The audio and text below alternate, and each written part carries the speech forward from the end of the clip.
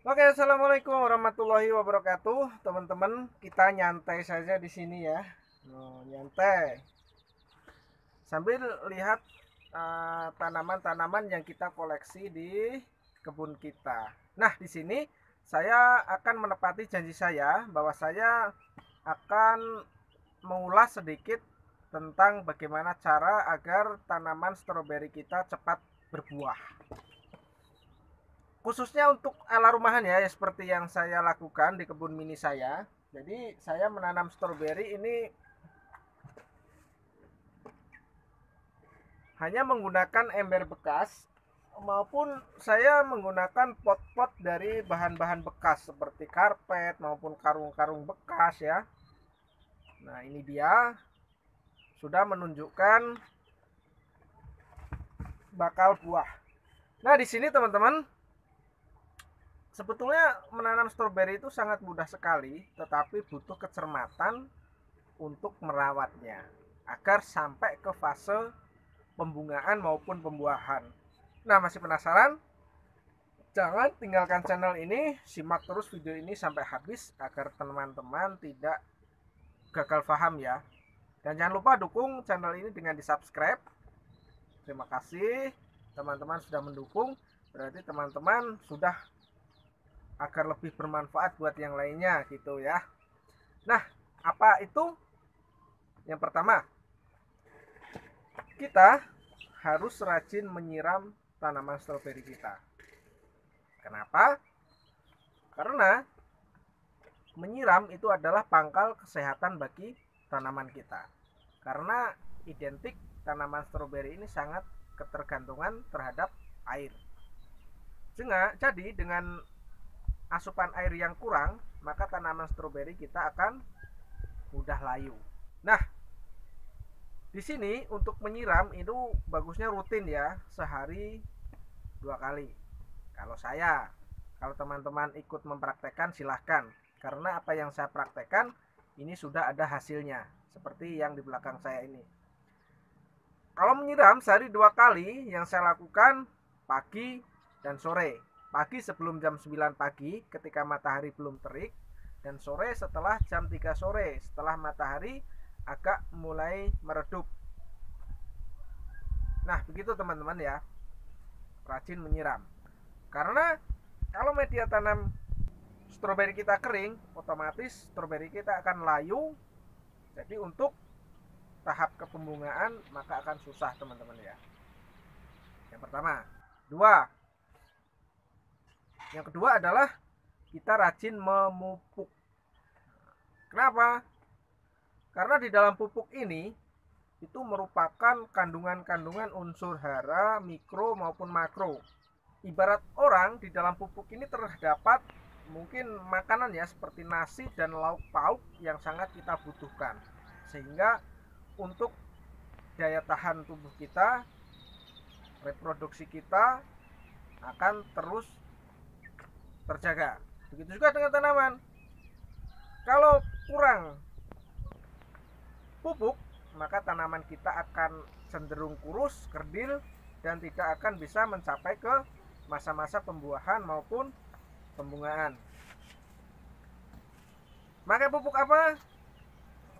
Kalau saya itu yang paling praktis biasanya menggunakan pupuk NPK Mutiara ya, yang ciri-cirinya berwarna biru muda. Bisa dibeli di toko pertanian. Mungkin dengan harga 12.000 rupiah per kilogramnya. Kalau di sini mungkin di daerah teman-teman ada perbedaan harga juga. Kurang lebih berkisar antara segitu. Terus alternatif yang kedua, saya biasanya menggunakan pupuk AB Mix. Pupuk AB Mix itu pupuk yang dirancang khusus untuk hidroponik. Jadi di dalam pupuk AB Mix ini sangat komplit kandungan unsur hara, mikro dan makronya, sehingga tanaman kita dengan pupuk tersebut juga akan tersuplai untuk nutrisinya. Nah, itu yang kedua adalah dengan cara memupuk secara rutin. Berapa hari sekali atau berapa minggu sekali? Biasanya saya memupuk tanaman saya rutin 1 minggu sekali. Nah, itu dia teman-teman yang kedua. Yang ketiga, Yang ketiga, kita bisa memberikan zat perangsang tumbuh ya, atau perangsang buah. Bisa juga dinamakan ZPT, zat pengatur tumbuh. Itu biasanya berupa kemasan cair, banyak juga di toko-toko pertanian. Mungkin teman-teman bisa beli di sana, tanya zat perangsang buah. Nah, kalau kita lebih kreatif, kita bisa menggunakan bahan-bahan alami di sekitar kita ini untuk membuat, seperti dari air kelapa muda yang difermentasi dengan yakult, dengan susu maupun dengan telur, macam-macam. Nanti bisa teman-teman simak juga di video saya yang lain bagaimana cara menggunakan atau cara membuat pupuk organik cair menggunakan yakult ataupun menggunakan sayuran bekas. Itu sudah saya upload sebelumnya, bisa dicari. Nah, itu dia teman-teman ya. Jadi dengan zat pengatur tumbuh ataupun zat perangsang buah ini, maka tanaman akan fokus untuk ke arah pembungaan. Jadi fokus ke arah pembungaan, sehingga mungkin dalam jangka kurang lebih 2 minggu setelah kita kasih zat ini, maka sudah akan memunculkan tanda-tanda pembungaan setelah umur kurang lebih 2 minggu. Nah, yang keempat ya. Yang keempat adalah kita memangkas sulur. Rajin memangkas sulur stroberi. Karena stroberi ini untuk memperbanyak dirinya itu biasanya mengeluarkan sulur. Begitu sulur tersebut nempel ke tanah, maka akan keluar akar dan tumbuh menjadi sebuah individu yang baru. Jadi begitu cara memperbanyak stroberi. Tetapi kalau sulur ini berlebihan teman-teman, tidak kita potong, maka untuk arah ke pembuahan ataupun pembungaan maka akan terganggu. Maka perlu dipotong secara rutin ya. Mungkin yang tidak perlu kita potong saja, agar tanaman ini fokus ke arah pembungaan maupun pembuahan. Nah, ini yang keempat. Terus yang saya lakukan yang terakhir adalah memotong daun-daun yang sudah tua maupun yang sudah rusak. Karena apa? Dengan banyaknya daun tua, mungkin nutrisi tanaman ini akan terbagi ya. Terbagi, yang jelas akan terbagi. Begitu juga seperti banyaknya sulur. Jadi untuk nutrisi ke arah pembungaan ini akan terganggu. Maka perlu dipotong untuk daun-daun yang sudah tidak bagus, alias yang sudah tua, agak mengering.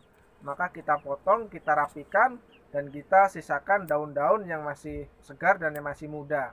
Maka untuk nutrisi ke arah pembungaan atau pembuahan ini akan fokus ke situ ya. Nah, kurang lebih begitu teman-teman, 5 trik ringan yang perlu kita lakukan untuk tanaman stroberi kita. Apa tadi? 1. Rajin menyiram.